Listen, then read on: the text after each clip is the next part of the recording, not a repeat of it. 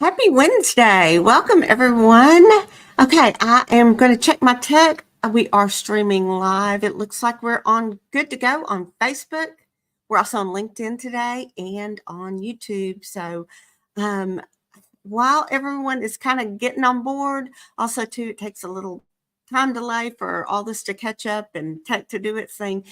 If you're watching me, drop me a note in the comments. Let me know where you are watching from. I love reading those, love seeing where everyone is coming from today. And if you're catching this on the replay, you can still do that. Just precede it with hashtag replay. And then I'll know that you actually caught the replay on this. And I do go back and check those comments. So I'd love to see that. So I'm real excited about today's topic. Last week, however, though, I want to, well, first of all, let me back up. A couple of things I forgot to tell you. If you are on Facebook, make sure that you go to streamyard.com/Facebook and give StreamYard permission to see your name. Otherwise, it just shows up as Facebook user. And when you make a comment, I don't know who I'm talking to. And I do check the comments throughout this live. So I will go to streamyard.com/Facebook. And if you are new to me and I am new to you, my name is Beverly Smith, and I am the founder of Career Success Strategies. I'm also the former owner of a staffing and recruiting firm. So I know firsthand what hiring managers are looking for. And I now use that knowledge to help mid and senior level professionals build their resumes, help them with their job search strategies so that they can land the career of their dreams. So last week, we talked about how to update your resume to open more doors. And you can go over to my YouTube channel at Beverly Smith Resumes and check that out. I'll be sure to link that up in the comments. But I also wrote an article to go along with it that is on LinkedIn. So I'll put it after today's live stream. But today, I want to switch gears again. And while that professionally written resume is so important to help you stand out, you still have to know how to get it in front of or into the hands of recruiters and decision makers. And so we are going to talk about one of my very favorite topics of all time. It's how to network to find your next roles and some of the to find your next role. And I want you to stay with me because we're going to be covering a lot of stuff here. So you may even want to grab a pen and a notebook. And if you don't have time to do that or you can't catch it all, know that you can catch this back on the replay over on YouTube or on Facebook or here on LinkedIn. So some of the things we're going to cover today is why you're not having success with the job boards, why you should tap into your network, and how to make the most of your network without feeling desperate or slimy. So let's talk about job boards. I see so many job seekers getting really frustrated with the job boards. And give me a yes in the comments if this is you. It is good reason. I hear the advertisements. I know you do too. I see them and I hear them.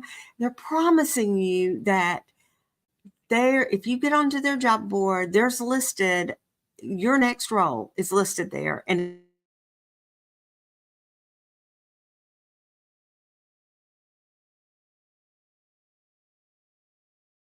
in the leave me a comment and leave me a yes, that's me, if that's happened to you. So I have a secret for you though.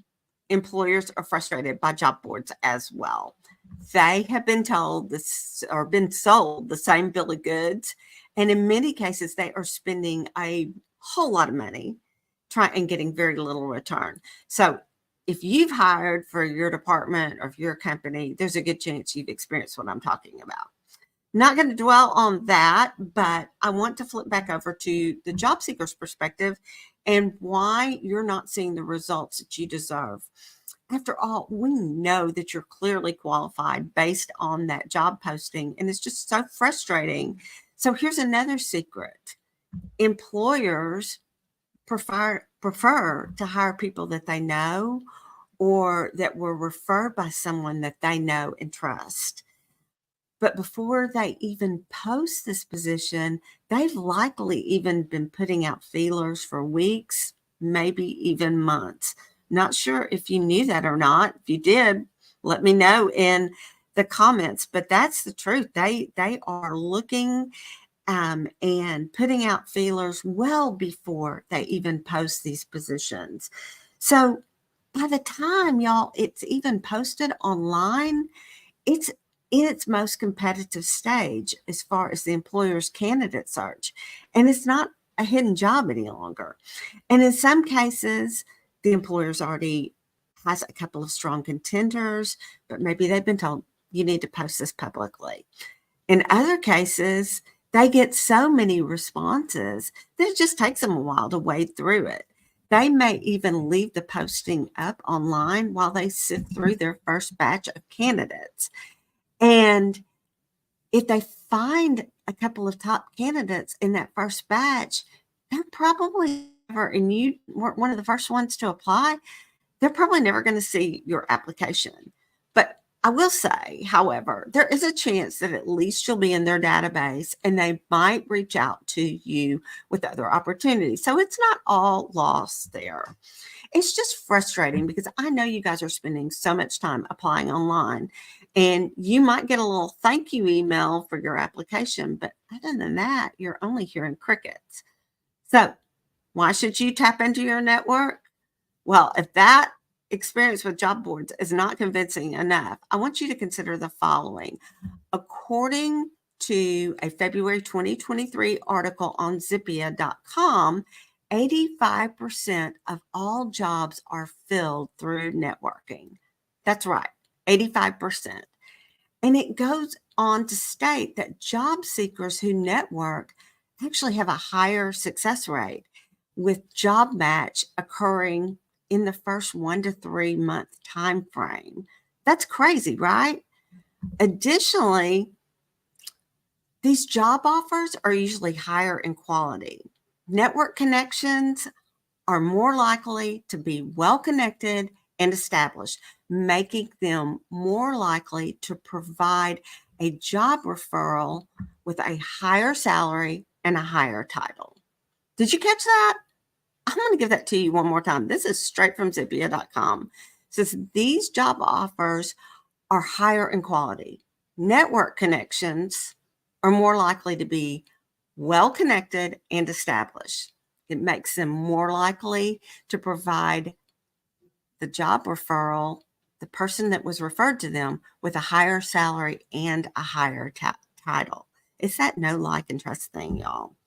So leave me a yes in the comments if you've been convinced that networking is the way to go. I'm going to check the comments over here. Okay, I don't see anything yet, but y'all, if you're catching the replay on this, don't forget, use hashtag replay. I want to know if you're on the networking train. Something I'm going to throw in here, like I said, this is one of my favorite topics, but for years, I was a trailing spouse. That means my husband got transferred a lot and we moved around because of his job. And I think we might have moved around 5 or 6 times in about a 6-year period. And I got every single one of my positions as the result of networking. I'm serious. At networking.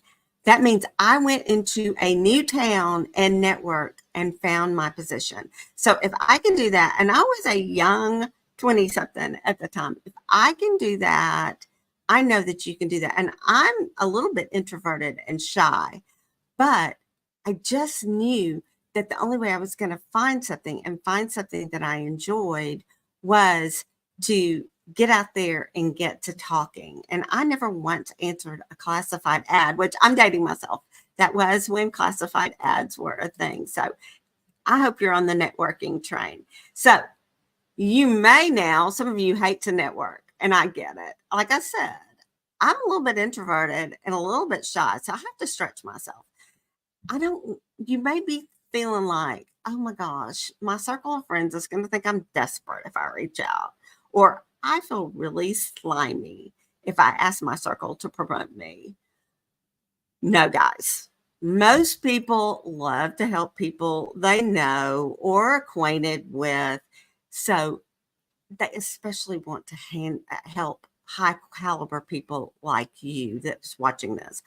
I It makes them look good to promote a colleague or a friend that has a proven track record. So don't be afraid of feeling slimy. You need to have a positive mindset about this. So get your head straight and be mindful of your approach. And what I'm going to show you next, I have 6 things that you can implement that are going to make you a successful networker and going to keep you from feeling slimy or looking desperate, I promise. So, the first thing is don't go and ask for a job. Don't go ask for an interview unless you know that the person you're talking to is hiring. Instead, your goal is to make them feel important and valued. And when you ask them for direction, advice, or strategy, you make them feel important. So do that. Do that before you even ask for anything. You could say something simple like, I know you're well connected in the manufacturing industry. I was wondering if you would take a look at my resume and provide me with any suggestions or advice regarding networking or other strategies that might be helpful in my job search. So, number 2, my second tip for you is to cast a broad net. Don't limit yourself specifically to your industry because you never know who in your circle may have a connection. And sometimes, too, a parallel industry could be a great match for you. Number 3, before you even reach out to someone. So maybe you've gotten a referral like, hey, I know that such and such over at ABC Company is hiring, or they've got to experience what you're talking about. Maybe you really should talk to them. What I really recommend that you do is do your research before you reach out to that person. You can look them up on LinkedIn and get to know who they are, or another social media platform if they're not active on LinkedIn. You could Google their employer and get a sense of who they are, and that way you'll be more knowledgeable. You can also ask the person that referred you to maybe send an introductory email between the two of you, and I think that is a great start. And love when I have the opportunity to connect people and explain why I think they should meet up. So if you can ask that person that's referring you to do that, that would also be very helpful. Okay, the 4th one, always ask for referrals. So be sure to ask whoever you're talking to if they can think of anyone that you should speak with. Now, they may not have an immediate answer, and that's okay. But you've at least planted a seed. And if someone comes to mind later, they'll reach back to you and think of you. So don't forget that when you're having a conversation with someone, to ask if they have any referrals for you. Okay, number 5, when you have a meeting with someone who has taken the time to review your resume and give you advice, you need to send them a thank you note. And it can be an email, but honestly, if you really want to make a good impression and make an impact, send a note, a handwritten note through the good old US mail. That's going to make an impression, and don't wait to do it. Like as soon as you hang up from that call or walk away from that meeting, get your pen out, write that note, get yourself to the mailbox and get it in there. So that's going to mean you're going to need their contact information as well. Okay, my 6th and final tip, we've made it to the end here. Follow up. The fortune is in the follow up. You hear this over and over. It is so true. People have good intentions, y'all. They may think of someone after you've had a conversation with them, but then, like you, they're busy. I mean, their life gets in the way and they just plain often forget. So they may remember later and go, I feel so guilty that I forgot to tell Susan about such and such person. And they just tell themselves, well, she would have followed up with me if she really still needed my help. So I'm telling you, you need to follow up with them and just say, you know, ask them. You can wait. I'd say follow up in a week. Wait a week. Just make a simple phone call, send an email, or you can direct message them on social media and just simply say, hey, thanks for your advice last week. I wanted to check back with you and see if you had any other suggestions or if any other referrals come to mind. It's that simple. Just a simple little one-line note, an email, showing back up in their email box is, or even a phone call. Like I said, just whatever, follow up and don't forget to do that. Okay. Y'all, we've covered a lot in a short period of time. And as I was preparing for this today, I had already gotten all this topic ready and I realized this could have been 3 separate topics easily. And maybe I will do that down the road. Maybe I will dive a little bit deeper and give y'all a lot more meat to that. But so if you'd like to know and want me to go deeper on on any one of these 3, leave me a comment. If you, again, are catching this on the replay, don't forget to use #replay. Also, if I went through this way too fast, go back and watch the replay and take notes because there are some gems in there that will help you with networking. And I want to know from you guys how this works out for you. And also, I will tell you, if you want help with your job search strategy, or if you are